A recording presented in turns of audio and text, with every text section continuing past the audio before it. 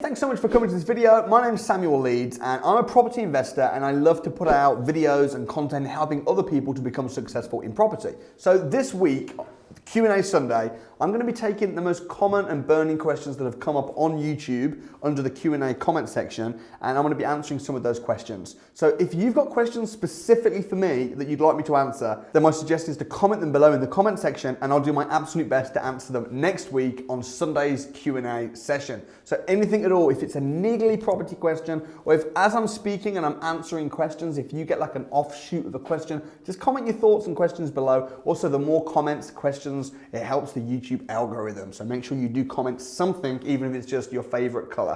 So what do we got? Okay, some great questions from last week.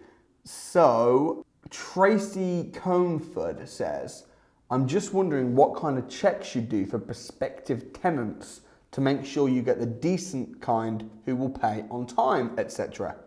Yeah, I mean, the things that tenants need to do is just pay on time, look after the house. That's it. However, there's lots of different types of checks you can get. I would suggest getting a good property management company.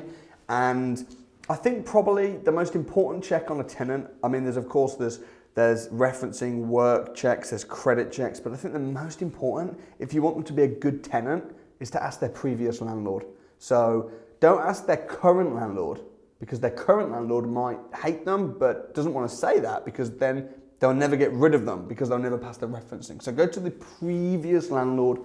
I think that's probably the most powerful thing you can do. And just do an affordability check as well. Check that they can afford the rent, they're earning decent, see their finances and their pay slips, and just make sure you get a deposit off them, and any other checks that the property management company thinks you need to get, I would do. So really important. Don't take a tenant just because you're desperate for a tenant to move in fast. If you're not comfortable, or if you're thinking, or if they don't pass the checks, don't move them in. Queen of Success. Hey, I know you. You were at the crash course just last week, so thanks for commenting on YouTube. I'm a mom of 3 and really want to get started, but I'll be doing it alone as I'm in the middle of a divorce. Sorry to hear that.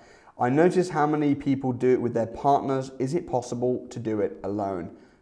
Yeah, it is possible to do it alone for sure. I think it's easier if you're doing it with a partner, but if you haven't got a partner, or if you've got a partner who's not supportive, or if you're going through a divorce like you are, what I would say, Queen of Success, is firstly, you're going to be successful because you're called the Queen of Success, but just make sure you've got people around you, friends, find friends that are successful in property, people that are on the same kind of journey as you, and even if you're buying the property in your own name and you're doing it as an individual instead of a partnership, having success buddies is really, really important. So wish you all the best. I know you'll be successful as well because you came to the crash course last week. So congrats for coming, and let me know how you get on with your deals.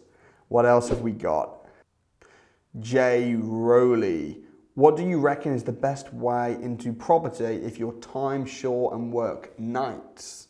Do you recommend starting a limited company when doing a joint venture and you are the hands-off partner just putting in the money? Okay. If you're hands-off, time short, and putting in all the money, you've got to be dead careful because there'll be people that will rip you off. So, Jay, get educated, because if you're time short and you've got money and you're just writing the checks out or funding it and someone else is doing all the work, nothing wrong with that, but you need to make sure they don't pull the wool over your eyes. So just make sure that you're working with people that you can really trust, people that have got experience, people that can back that up. Make sure that the company is, or the agreement is drawn up by a solicitor as well, so that you've got a trusted third party coming in and checking all the processes. So do you recommend starting a limited company? For sure. Also, when you're doing a joint venture with someone, you don't have to say, hey, let's start a company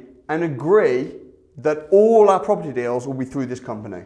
You can set up a company, you can just buy one house. So what I would do is I'd say, look, let's do a joint venture. Not let's be joint venture partners forever and ever. Let's do a joint venture. Let's see how it goes. If it goes well, then we can maybe buy another house in the same company. So just kind of do it slowly. Maybe start on a small deal. That'd be my best advice. But yeah, for sure, go and set up a company. Just make sure you've got the good professional people around you. Make sure it's done properly, especially if you're putting in the money.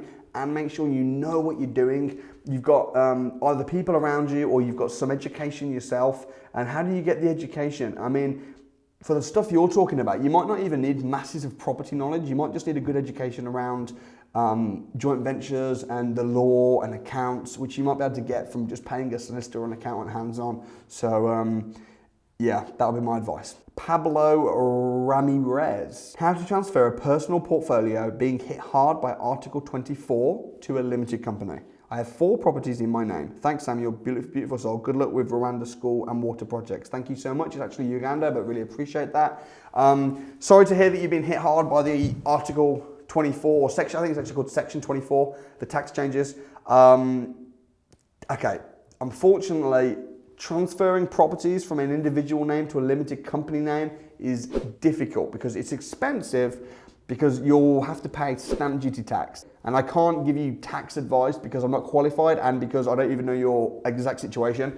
But my guess would be that it will probably cost more money than you'll save by transferring it all over. So you're probably best to just take the hit. However, make sure that in future the properties that you buy them in a company.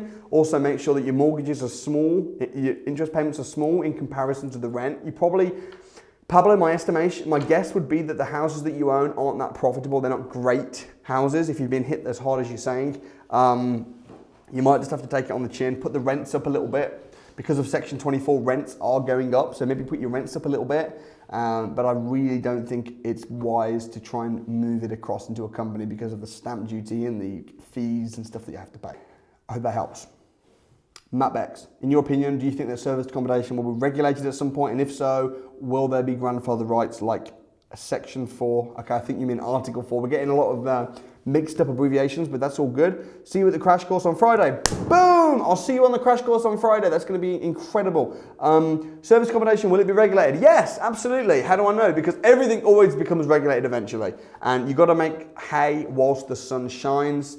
I don't know what exactly the legislation is going to be. I don't know when it's going to come in. But what I'll say is just start making money now when you can, because it always does. Whether there'll be grandfather rights, I don't know. Lil Pump. I always answer your questions, Lil Pump. I hope you keep watching these videos forever. Is it possible to be a millionaire with rent-to-rent as your primary strategy? Yes, it is possible to be a millionaire with rent-to-rent as your primary strategy. It is possible to be a billionaire, which is a millionaire times 1,000 with rent-to-rent as your primary strategy. How can I say that? Because WeWork and Regus are basically rent-to-rent companies on a big scale, and the guys that started that company are both billionaires through the rent-to-rent company. So it is absolutely possible. I tell you what, I hope you enjoyed the video. Drop your questions below, but I'm gonna recommend that you guys watch an interview with myself and good friend Ryan. And Ryan is a millionaire. He does rent-to-rents, and he's absolutely killing it. Really, really, really good guy. I'd really suggest that you watch the interview I did with Ryan. But before you click elsewhere, drop your questions and comments below, smash that like button, and once you've done that, check out my interview with Ryan right here. Also, if you want to learn more about rent-to-rents and you want to see me securing a rent-to-rent deal, you can check that out right here. But whatever you do, don't forget to subscribe over here. And if you want to come to the crash course, you can do that right here. See you next time.